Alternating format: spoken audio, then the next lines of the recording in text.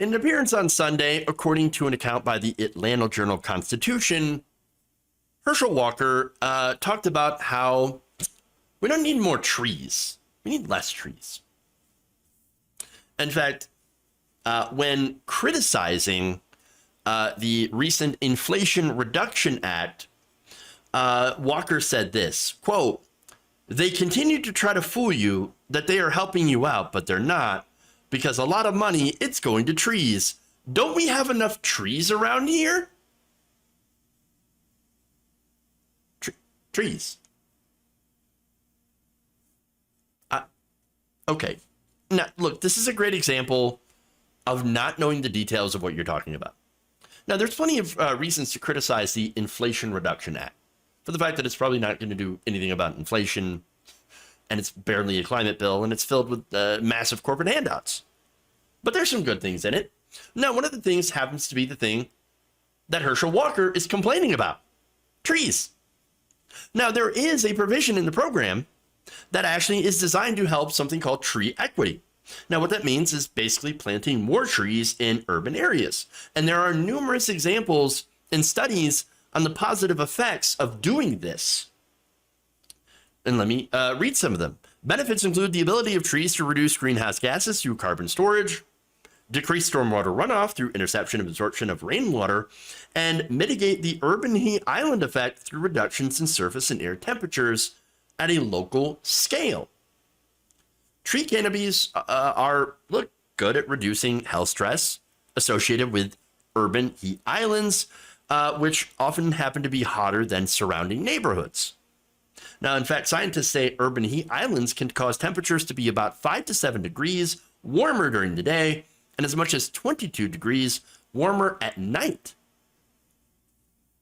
Now, of course, that means people who are living in these areas either have to use more air conditioning, which uses more energy, which leads to more greenhouse gas emissions, which leads to more warming because you're burning more fossil fuels, etc. Now, if you're, of course, living in those areas and you don't have air conditioning, well, you're more at risk for heat-related illnesses and death, especially as temperatures continue to rise. Now, trees, there are other health effects of trees. For example, they can reduce pollutants, leading to cleaner air, meaning less respiratory issues like asthma. I know there's a lot of inner city areas where there is an increase in these respiratory illnesses. Again, as I mentioned, critical of the bill that contains this provision, again, corporate handouts, big oil, and giant companies. But this is one good part. And there are a lot of good other parts to it as well. So, look, I'm for, anything that actually helps reduce the giant tree inequity in big cities. Now, do you want to know why there's a tree inequity? And again, a lot of people don't know about this. I live in a place where there's a lot of trees. But this is a big problem in a lot of big cities. And there's a reason it's a big problem in big cities. You're not going to be surprised that it's racism. I know. But look, here's some numbers. According to an analysis in Greenwire from September 2020, communities of color have 33% less tree canopy on average than majority white communities. Neighborhoods with 90% of their residents or more living in poverty have 41% less tree canopies than communities with only 10% or less of the population in poverty. Now, people who happen to be shoved in those areas into poverty most, Black and Latino Americans. In fact, according to a 2-year study published in the journal PLOS ONE, historically racist policies, for example, redlining, have made home ownership and economic mobility less attainable for Black and Latino people, forcing them into heavily polluted and more densely populated neighborhoods. So when you're setting up these neighborhoods, when I guess racist people are setting up these neighborhoods, you think they're going to care about trees?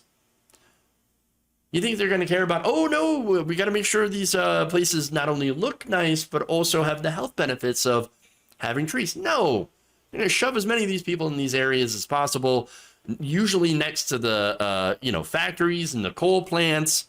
And so, with all the negative health effects that those bring onto the community as well, they don't care about their health. And so, again, that also made these people that are put into these areas more unlikely to have generational wealth.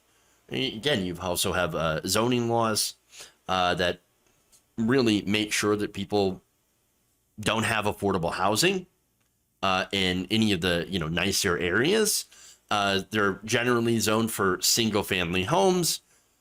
And oh, look at that, they happen to have these policies for banks that made sure not to lend to black families. So yeah, there's quite a history of racism involved in this as well.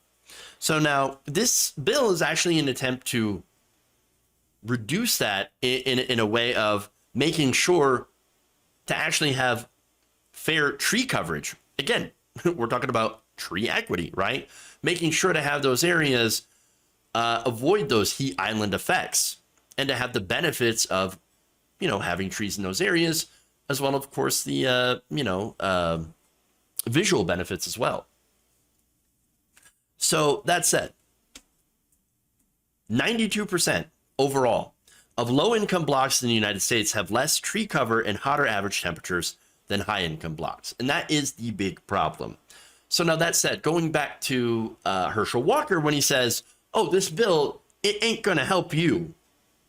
Well, he's actually right, but only towards a certain audience. Now, again, if he's talking to wealthy white Republicans who don't live in these areas, then yes, you're absolutely right. That's not going to help you at all. But when it actually comes to inner city black people, and not just black people, but anyone living in the inner city, whether it be white, Asian, Latino, black, etc., people who are poorer in those areas, well, they will benefit from this. They will benefit from the greening of the inner cities. But as far as Walker's concerned, he doesn't represent those people.